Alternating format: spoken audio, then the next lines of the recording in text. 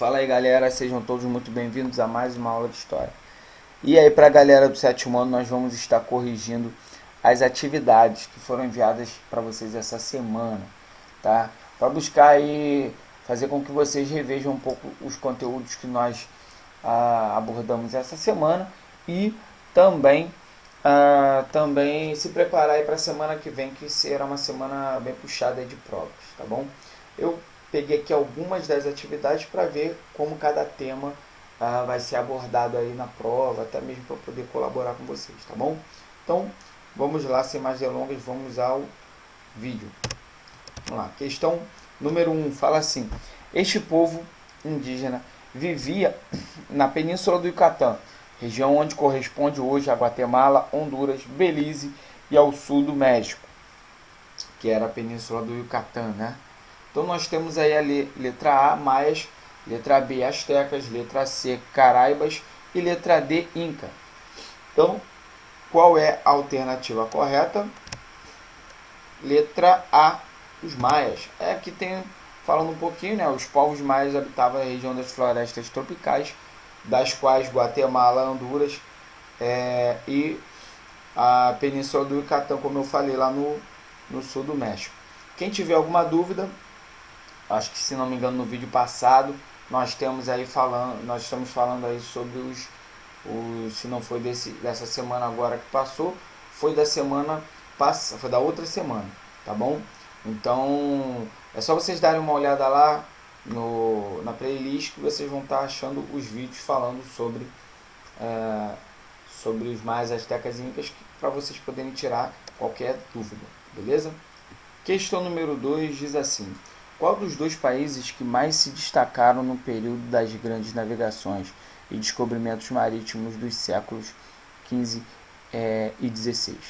Inglaterra e França, letra B, Holanda e Itália, letra C, Portugal e Espanha, letra D, Alemanha e Noruega e letra E, Polônia e Noruega. Vamos lá.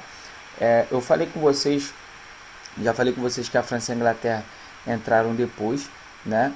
Devido ao seu processo de unificação acontecer bem depois, né? A formação do seu Estado Nacional. Holanda e Itália também nem se fala, né? Alemanha e Noruega, a Alemanha nem existia na época, e também Polônia e Noruega também ainda eram feudos, beleza? Então vamos lá. Há de se destacar aqui a letra C, né?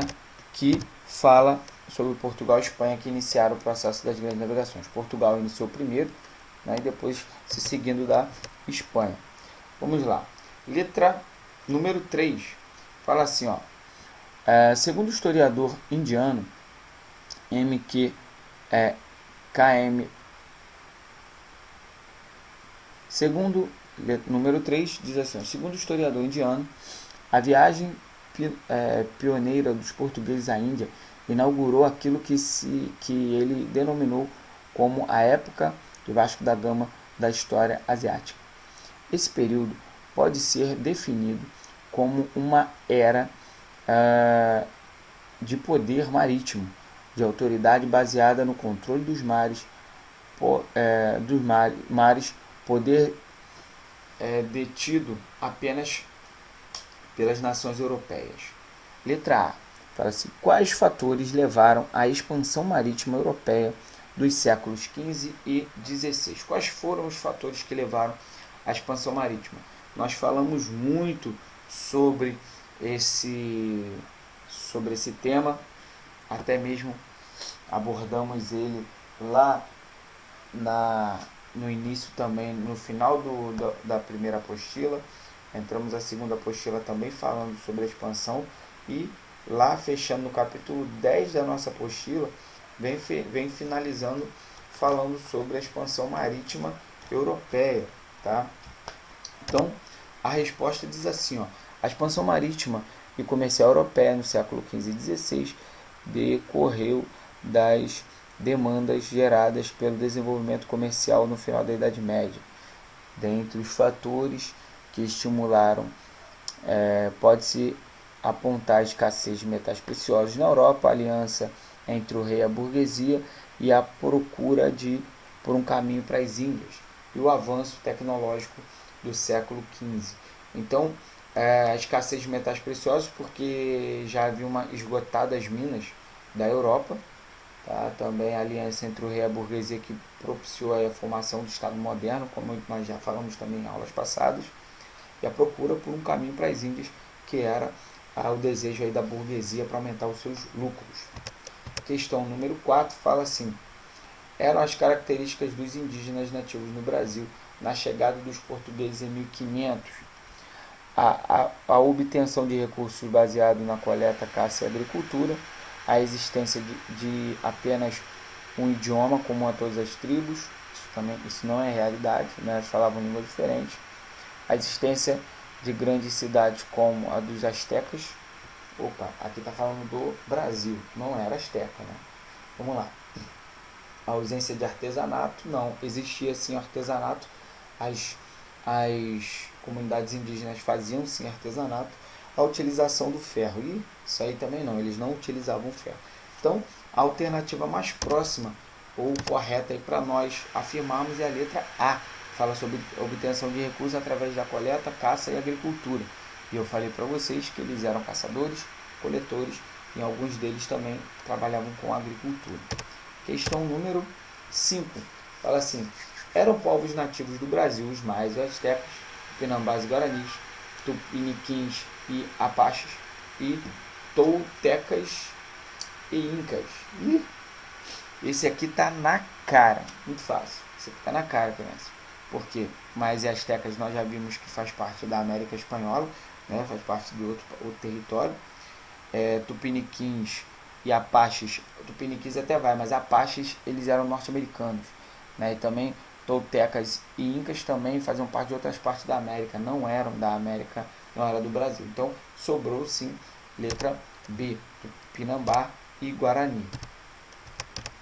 Questão número 6, que fala assim: entre as opções abaixo, assinale a que representa parte da cultura indígena. Vê lá. Questão 6. Andar bem vestido como roupas de pé e peles de animais. B. Alimentavam com massas doces, sucos. Isso aí não tem nada a ver, né? Massa doce, suco, nada a ver, né? Letra C. Acreditavam em muitos deuses, eram politeístas. Essa foi uma questão muito abordada também por nós na nossa aula, né?